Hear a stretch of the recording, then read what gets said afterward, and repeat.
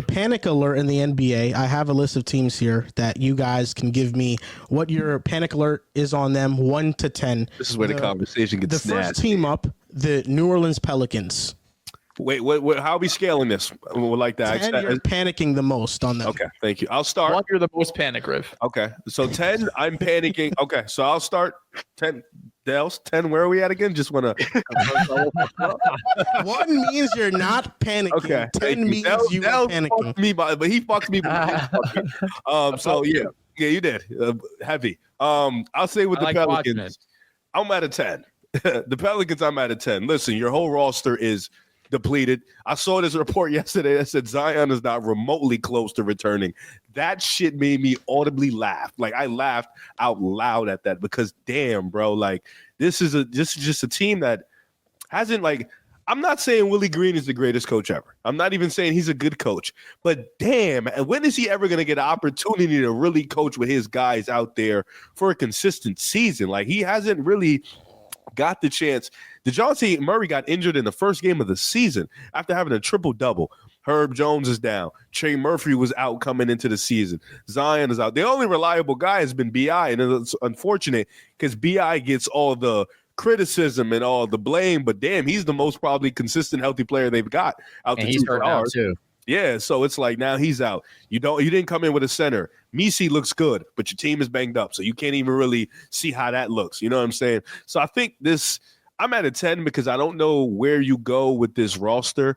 I don't know what you do in the offseason. I don't think you pay BI, but you don't really have many options. You just pay Trey Murphy. And I think you're looking at Herb Jones and Trey Murphy as that next defensive wing tandem, kind of like how you look at Cam Johnson and Mikal Bridges in Phoenix back a couple years ago. So what do you do with Zion? Do you finally trade him? Do you start over the rebuild? No, you really can't do that. You just traded DeJounte Murray. You have a couple cool picks. They have the Bucks pick too, if I'm not mistaken. So praying that the Bucks are pretty bad, then they can just go in there. But I don't trust in their development too much. I just don't trust in their luck. I'll say that because this team has been one of the teams that's been unfortunate with an extreme amount of bad luck. So I'm at a 10 with this team. I just don't see them even pushing for a play-in because I just don't know how healthy they could be. Yeah, and I don't trust them to build a cohesive roster around Zion. I don't hate their pieces, but I'd say I'm at a 10 too. I predicted the Pelicans to miss the playoffs in the preseason just because of like my injury concerns, but I do think they have a route out though.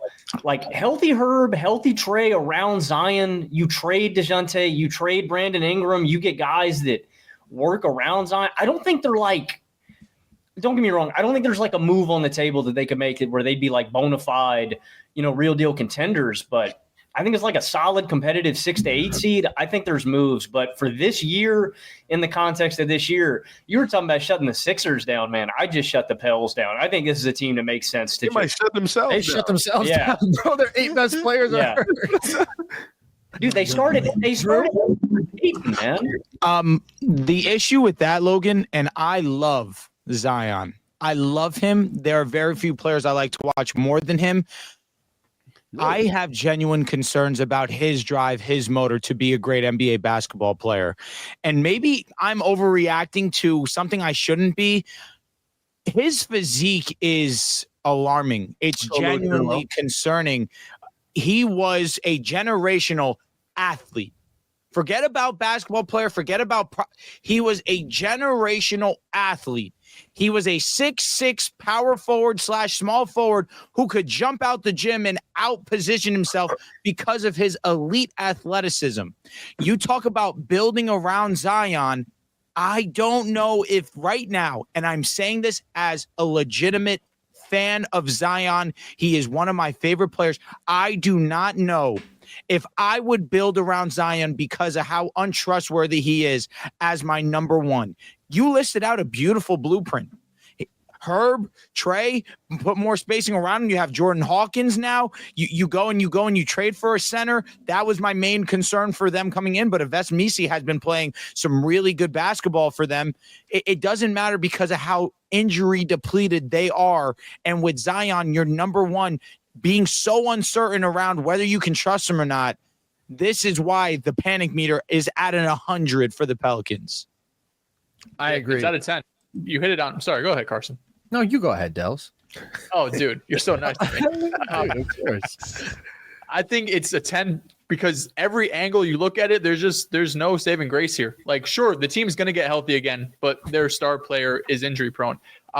Listen, if everyone's healthy and everyone's back, well, you can't really rely on your star player. So even once everyone's back, you don't think he's going to be playing 70 plus games every single season. And then you look at the rest of the Western Conference, there might be 8 to 10 teams better than us going into next season. So where do we really stand where our star player can't stay healthy? We're having one of the most unlucky seasons in terms of injuries because everybody who has contributed to this team is banged up, and our star player is not someone we can rely on, right? This has been multiple seasons of Zion Williamson. We thought we got one full season of Zion, right? We have one season where he's playing like a majority of man was it beautiful. It was awesome. Last year, I forgot. Last year he was healthy until he wasn't, right? He was dominant in that playing game, and then all of a sudden it just came crashing down. They lost that game to Never LA. been so happy to watch another player kill my favorite team. Go ahead. But man, it's out of 10. Like we're going to talk about the other teams like Philly, Milwaukee, like they'll be on their list as well. But this is one of these teams where it's really hard to find a way out of this and spin it in a positive light. I completely agree. I'm at a 10 with them as well. And this season is cooked, right? But it goes beyond that because really their only path forward to being a very good basketball team, in my opinion, is the layout that Logan put forth, right? Where it's Zion, it's Herb, it's Trey. You maximize the amount of shooting and athletes you can put around him. You upgrade the center position. Ideally, you get a better primary creator from the perimeter than what you've had where you're sort of trying to do like this amalgamation of these dudes with CJ and DeJounte and BI, but like none of them are really good enough and the fit is clunky and you're lacking some volume 3-point shooting there. But all of that is contingent upon Zion being consistently healthy. And unfortunately, I don't think there's a reason to believe that that is going to be the case. So even beyond that, you can't get out of this situation. Like I didn't like the DeJounte trade because I thought it just made the fit clunkier and I thought it locked them even more into this sort of weird core. But that's where they're at right now. They have a bunch of dudes who I don't think work really well around their best player and a best player who is arguably the least available star in basketball. So that's a really, really bad spot to be in. It's a 10.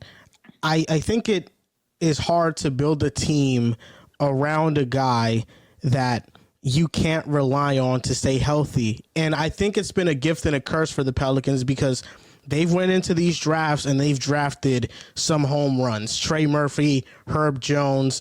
I think Yves Misi is going to be a home run as well. I think Jose Alvarado, not a drafted guy, but they hit on these under the radar players.